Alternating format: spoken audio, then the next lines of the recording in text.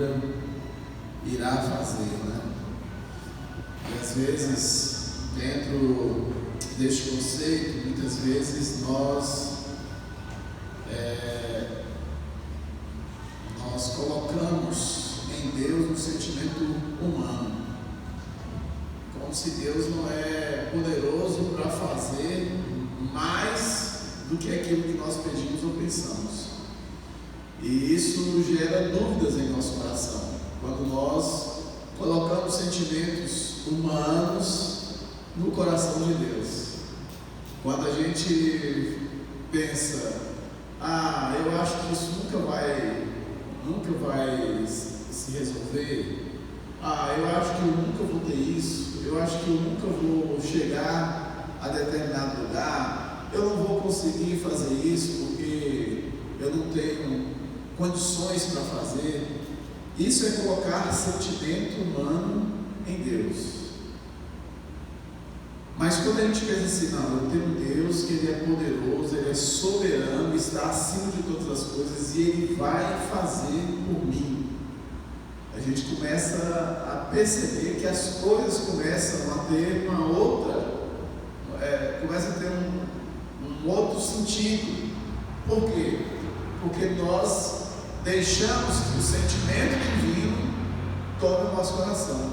Porque a Bíblia fala que não há nada impossível para Deus, né? Nada há impossível para Deus. Então, quando eu coloco possibilidades, né? Quando eu limito a ação de Deus, eu estou dizendo o quê? Eu estou colocando um sentimento humano em Deus. E Deus, Ele extrapola, né, qualquer situação, qualquer sentimento humano. E é por isso que nós, então, temos que crer e confiar naquilo que o Senhor pode fazer. Abra comigo a sua Bíblia no livro de Daniel, no capítulo 4 de Daniel. Essa noite eu quero falar sobre a soberania de Deus, sobre a ação de Deus, né, sobre as nossas vidas, a forma como Deus opera, né, em nós e por nós. Daniel 4, a partir do verso 19.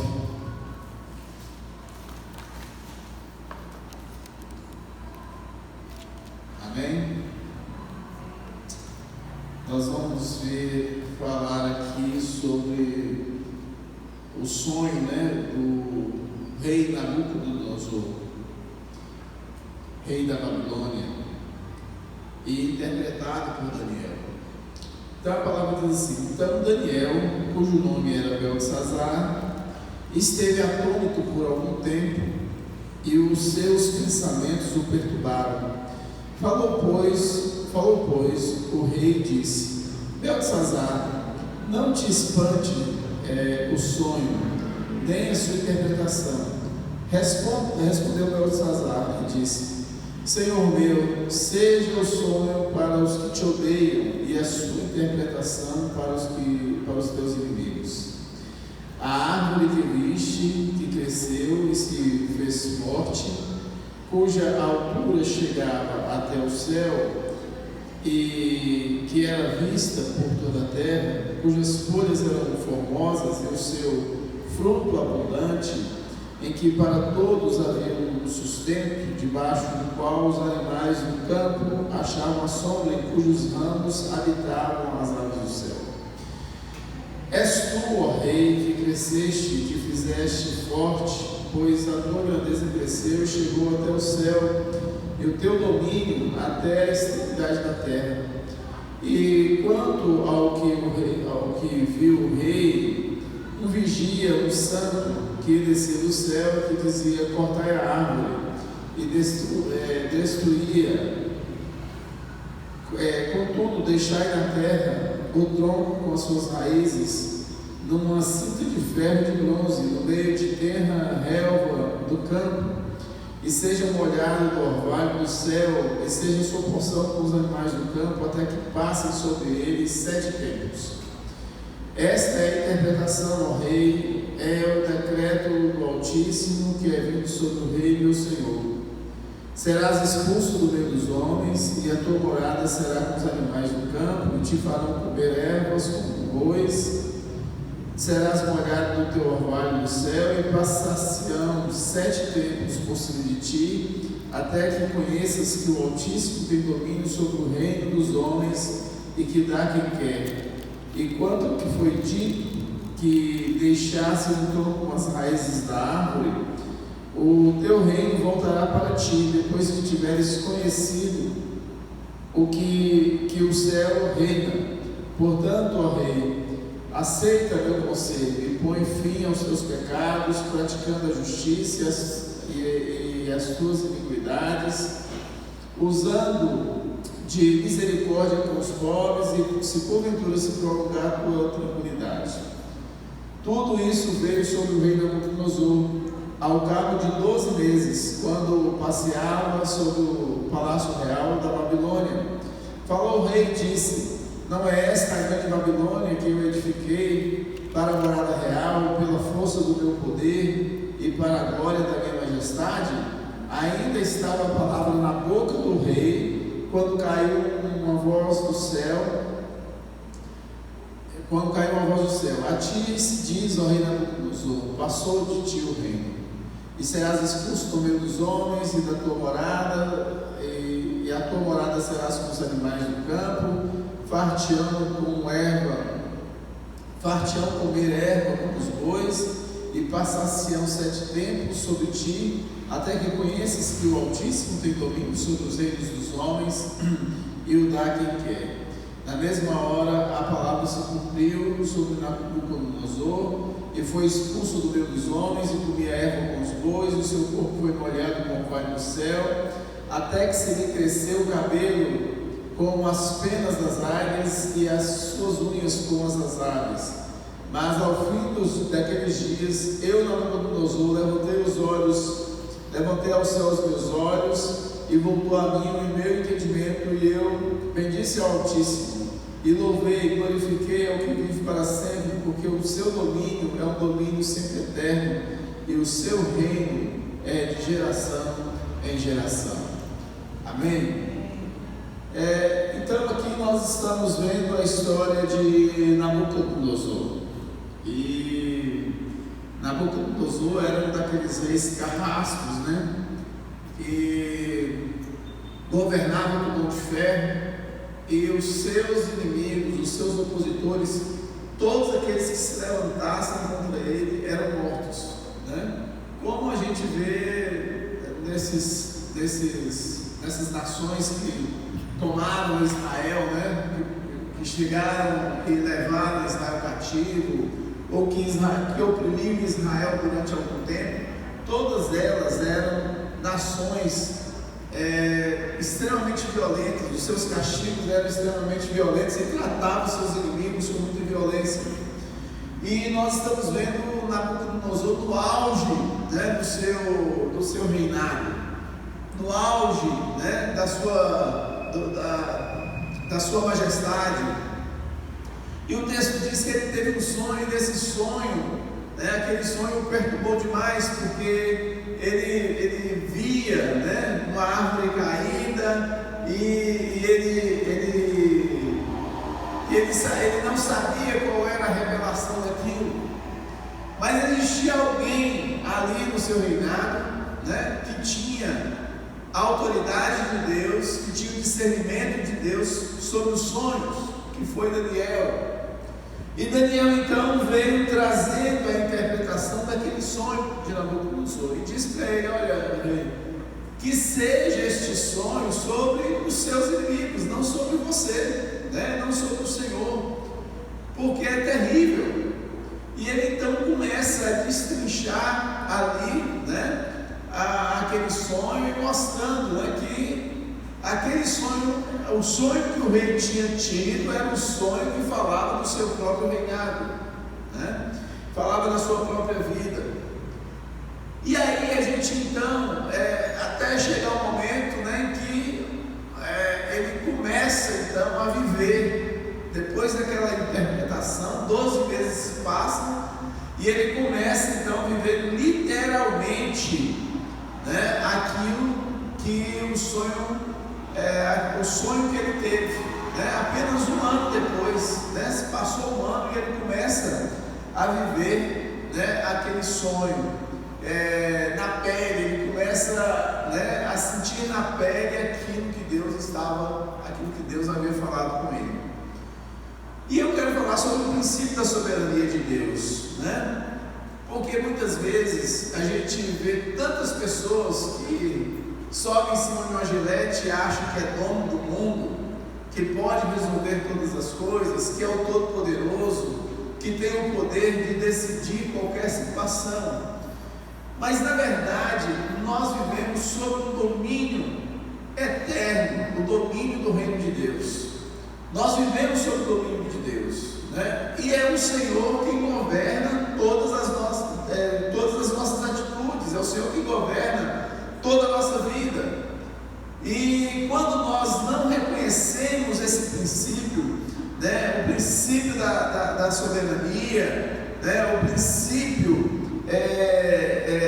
que parte da premissa de um poder supremo, imensurável, inesgotável, de um poder absoluto, quando a gente não entende, né, esse poder de Deus, irmãos, as coisas elas têm um sentido muito abstrato em nossas vidas, nada é concreto, né? Porque quando nós entendemos que Deus é um Deus soberano, nós estamos tendo, né, partimos de um princípio do concreto, né? A nossa fé se torna algo concreto, não é algo subjetivo, relativo, né? Nós não relativizamos as coisas, porque nós entendemos que existe um Deus que nos domina, existe um Deus que está à frente de todas as coisas.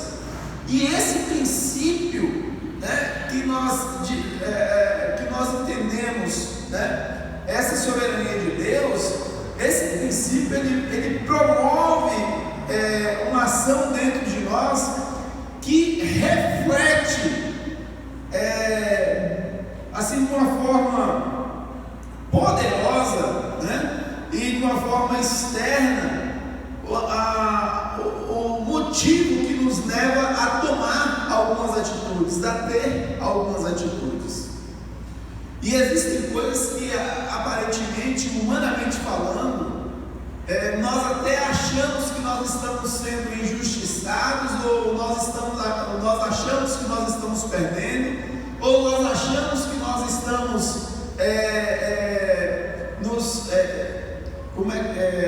tendo perdas em algumas coisas. Mas se nós não entendemos o princípio de Deus, nós jamais vamos entender que Deus faz as coisas certas, que ainda tem até um ditado que fala que Deus escreve certas por linhas tortas, né? Isso aí de alguma forma, né, bane a soberania de Deus, porque na verdade Deus escreve certo por linhas certas. Deus não escreve certo por linhas tortas, Deus escreve certo por linhas certas, né? Por mais que tenha, né, situações de embaraço, por mais que tenha situações, dificuldades no percalço, né, no percurso da nossa história, no percurso da nossa vida, mas Deus tem um fim para tudo aquilo que Ele quer fazer em nossas vidas.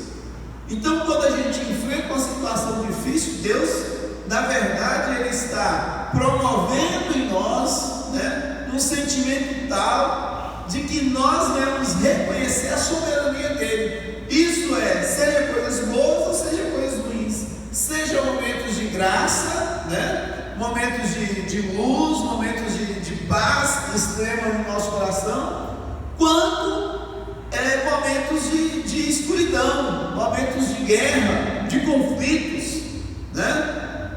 E nós não podemos julgar os momentos de conflito, os momentos de escuridão, né, os momentos de dificuldade, como momentos de linhas tortas, né? Vamos dizer assim.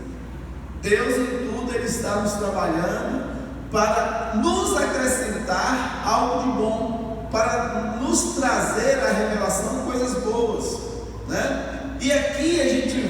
Nabucodonosor vivendo uma situação talvez muito parecida com essa. Pode até achar assim, poxa, o cara estava indo tão bem no reinado dele, de repente deu tudo errado, né? De repente ele foi lançado para comer com os bichos, foi tirado, né, do seu palácio e foi afastado, né, num estado de esquizofrenia, né, porque o que ele teve aqui foi um estado de esquizofrenia, ficou louco, maluco, e ele foi comer, né, juntamente com os bichos. Humanamente falando, talvez a gente pode até achar assim, né, que começou tudo certo e deu tudo errado. Não, lá no final Deus ainda fala, olha, né, o texto que diz, né, que para deixasse o tronco com as raízes da árvore, e o teu reino voltará para ti depois que tiveres conhecido que o céu reina. Olha como as coisas caminham de uma forma que não tem, por mais que pareça loucura, né? Mas ele foi considerado como uma árvore, e quando ele foi cortado, né? Quando essa árvore caiu, porque o sentido dessa árvore era todo o seu poder, né? Era toda a sua glória, mas quando ela tombou na terra, Deus não escreveu de linhas tortas, Deus escreveu por linhas certas e disse: deixai o tronco sobre a terra com as raízes, porque o reino vai voltar para ti, mas até que você reconheça né, que o céu reina. E eu fico pensando que muitas vezes nós nos deparamos com situações assim, situações que humanamente falando nós estamos perdendo, situações que humanamente falando Deus perdeu o controle da história, situações que humanamente falando não tem solução, e a gente acha que está tudo acabado, que Deus colocou um ponto final. Não, queridos, Deus não colocou ponto final lá no reinado de Nabucodonosor, até que ele reconhecesse que o reino, que o céu reinava. E muitas coisas na nossa vida também será assim, até que a gente reconheça que o reino, que o céu reina. Aí está o princípio da soberania de Deus. Entender que tudo que temos, tudo que somos, né, é apenas para o louvor e para a glória de Deus. Nenhuma capacidade humana é para o homem, para si próprio, né? A capacidade humana ela se reduz, né, no entendimento de que o que somos e o que temos não é de nós mesmos, mas é de Deus. Então, nós precisamos reconhecer o princípio da soberania de Deus em todas as coisas, inclusive até no ir e no vir, né? Esse período de pandemia aí, o que a gente muito viu, né? Foram leis que foram impostas impedindo as pessoas de ir e vir. E eu fico pensando que como isso é terrível, né? Quando você é impedido de sair da sua casa e ir para um determinado lugar, né? Nós tivemos que fechar a igreja, né? Porque fomos impedidos por causa de um decreto que dizia, né, que todas as igrejas estariam fechadas por causa do risco da contaminação do vírus do Covid-19, né? Agora imagina, né, se nós nos limitássemos apenas, né, em atender esse decreto de ir e vir, né, essa proibição de vir à igreja, e deixasse, por exemplo, de louvar a Deus em casa, o que seria de nós? Perderíamos totalmente a nossa fé, né? Sairíamos talvez, né, de debaixo da cobertura do Senhor. Mas Deus, Ele tem, né, na sua soberania, Ele tem o controle até mesmo nos feitos, são instituídos por homens, porque Ele tem a forma de trabalhar com a gente. E eu fico pensando que muitas casas foram reconstruídas por causa dessa proibição do ir e vir, como também muitas casas foram destruídas, né, por causa dessa proibição de ir e vir, principalmente para quem não tem ou não tinha o entendimento da soberania de Deus sobre a sua vida, né, sobre a sua família. Então, lá no livro de Tiago, no capítulo 4, no verso 13, ele até fala sobre essa questão dessa soberania de Deus, de nós entendermos, né, sobre essa soberania. E Tiago diz assim: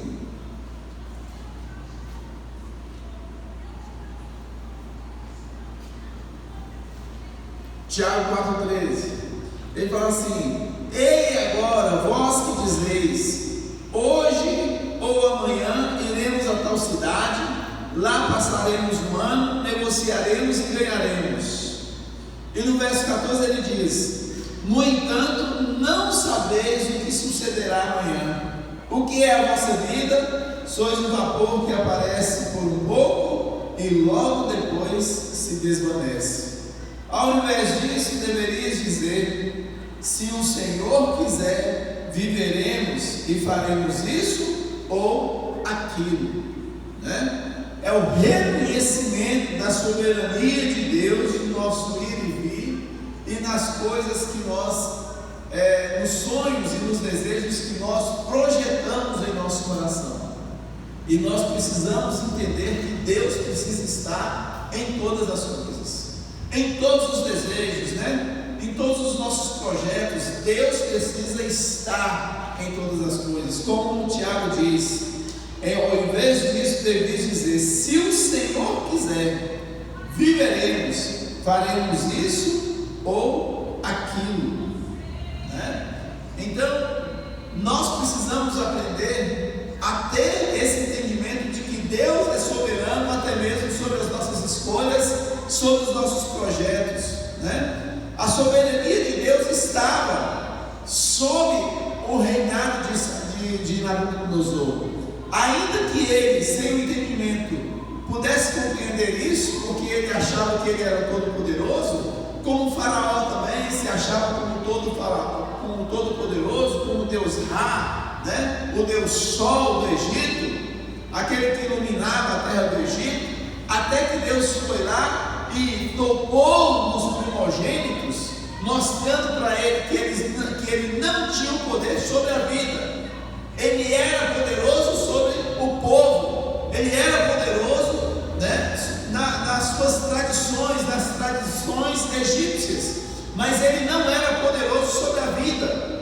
E Deus foi lá e tocou na vida dos primogênitos, tirou a vida do seu filho, para que ele pudesse entender que quem comandava, quem mandava era ele. E a primeira atitude dele para o povo de Israel foi qual? Saia da minha terra, saia desse lugar, vá adorar o seu Deus para onde vocês quiserem, porque ele entendeu que existia um Deus soberano sobre a terra do Egito, né? Ele poderia ser o Deus Sol, considerado no Egito, mas existia um Deus supremo que estava acima do sol, acima do brilho que estava sobre as terras do Egito. E aqui a gente está vendo quem? Nabucodonosor se gloriando, passeando sobre o seu reino, passeando sobre o seu palácio, dizendo em seu coração que ele era soberano sobre aquele lugar, soberano sobre as pessoas, soberano sobre todo o seu domínio, até que vem Deus e diz: a sua árvore está sendo cortada, a partir de hoje você vai comer com os bichos, você vai morar com os bichos, até que você entenda que eu sou Deus. Olha como Deus é forte, como Deus é poderoso, como Deus abate a quem quer, como também levanta a quem quer.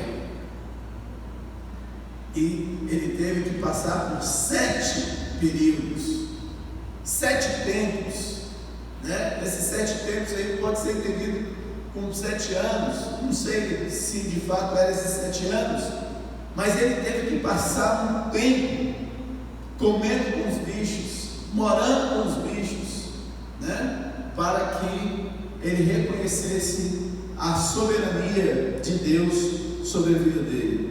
Então, nós devemos reconhecer essa soberania de Deus e na suficiência dele em nós, e não achar que tudo que nós fazemos ou tudo que nós somos depende da nossa força. Esse era o engodo do coração de Salomão, de Nabucodonosor, achar que ele tinha o poder absoluto sobre todas as coisas, e é por isso que ele foi abatido e foi passado o seu reino, né, até que ele reconhecesse, né, a soberania de Deus sobre o seu reino e sobre a sua vida. Então, Nabucodonosor, ele só voltou a ter consciência quando ele passa a ter esse entendimento. Olha, agora mesmo nós estamos vendo, né, uma guerra lá em Israel, um conflito entre Israel e Gaza, né?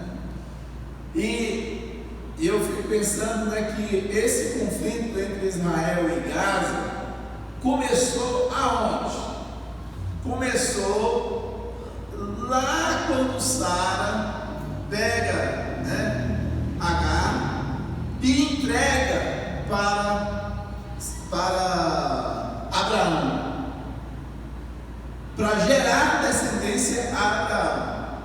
E Deus já havia prometido, né, que eles teriam a sua descendência, mas ela, não reconhecendo a soberania de Deus sobre o seu estado físico, porque já era uma mulher de idade avançada, ela vai lá, pega a serva dela, traz e dá para o seu esposo deitar com ela, para gerar descendência.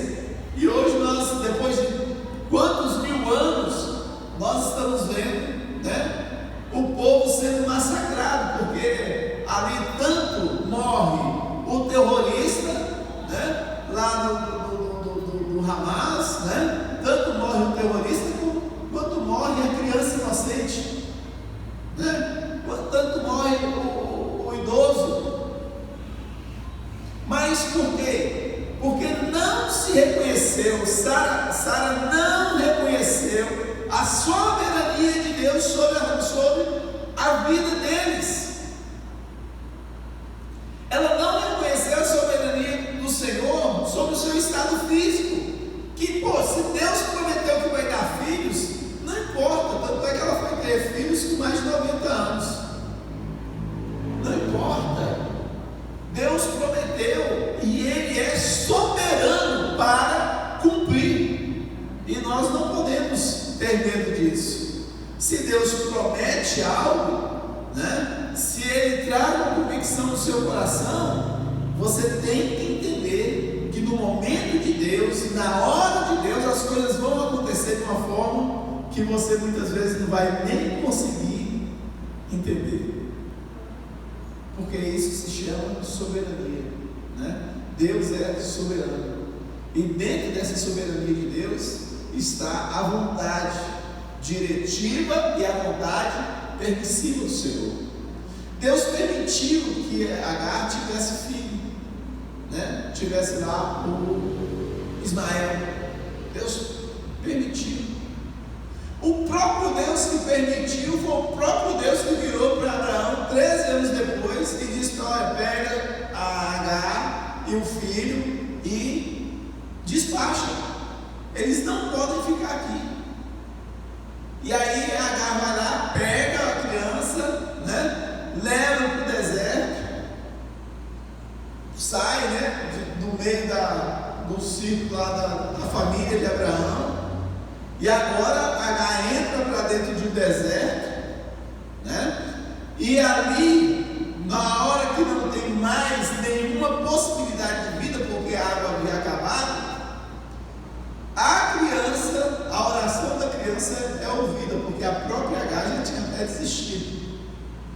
porque talvez não entendia também essa soberania de Deus. Só que Deus tinha um propósito.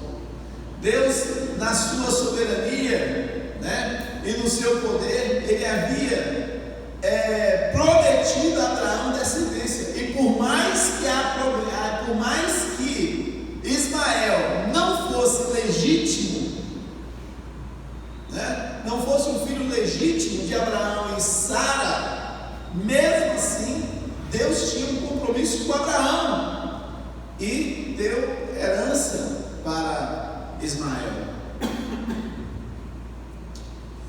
Isso se chama soberania. Soberania permissiva, né? Vontade permissiva do Senhor. Deus permitiu que Agar, né, passasse por toda aquela situação, que Ismael passasse por toda aquela situação, mas a sua herança, né, Deus também garantiu. E hoje nós estamos vendo todo aquele conflito ali em Gaza, né, todo aquele conflito dos árabes com Israel, só por causa, né, de uma atitude impensada de Sara, de não reconhecer a soberania de Deus. E esse não reconhecer a soberania do Senhor vai se perpetuar até, né, que Cristo volte para buscar a sua igreja e que Israel seja também, né, tomado pelo Senhor. Então, mas por quê? Porque não reconheceu a soberania do Senhor. Um outro princípio que nós devemos reconhecer é o princípio da soberania de Deus naquilo que Ele nos concede, naquilo que Ele nos dá, naquilo que Ele coloca em nossas mãos. E olha, irmãos, às vezes Deus coloca tantas coisas em nossas mãos que nós abrimos mão das coisas que Deus nos dá. E a gente vai ver o salmista Davi declarando aqui em 1 Crônicas 29. Se você puder abrir comigo aí, abre 1 Crônicas.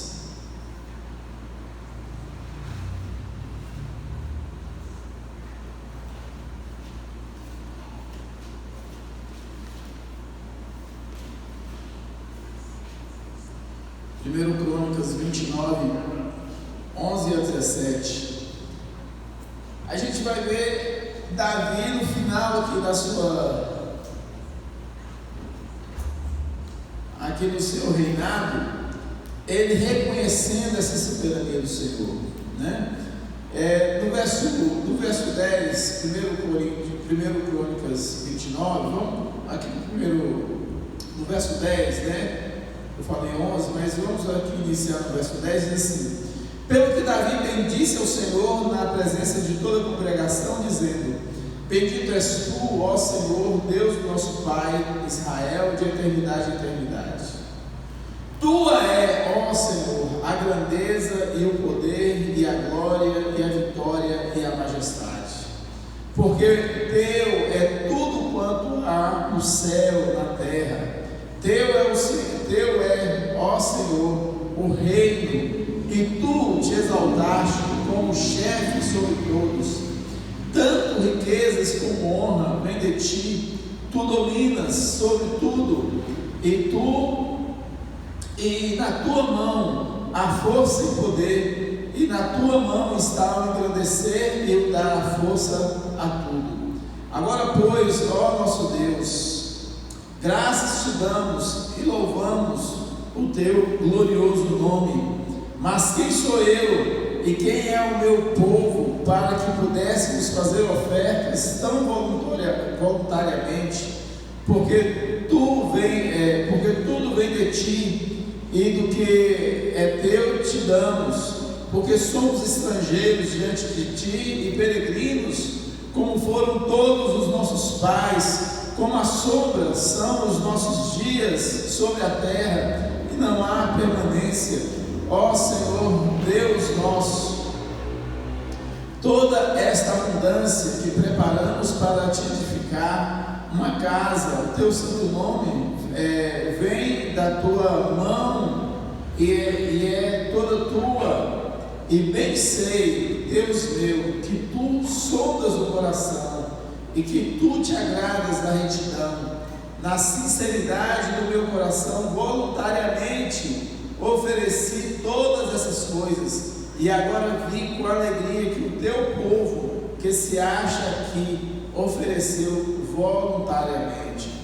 Ele falando aqui sobre a construção, do templo, sobre as ofertas, do templo.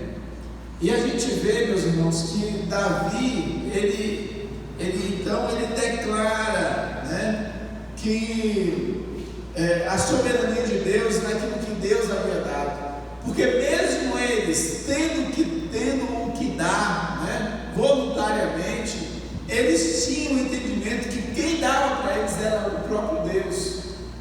É por isso que quando a gente vem trazer o dízimo e a oferta no altar do Senhor, nós precisamos vir com esse entendimento, que Deus nos dá para que a gente possa trazer voluntariamente na sua casa.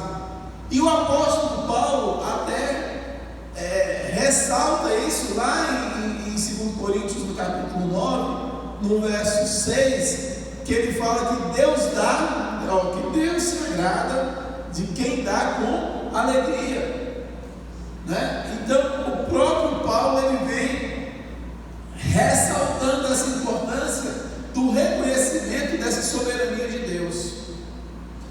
Então, para nós concluirmos aqui, é importante então que a gente entenda, que é Deus quem exalta e é Deus quem abate, é Deus quem dá e é Deus quem tira, E mesmo Deus dando e tirando, Ele pode dar novamente, e nós precisamos apenas estarmos atentos àquilo que Deus fala e à forma como Deus age, em nossas vidas.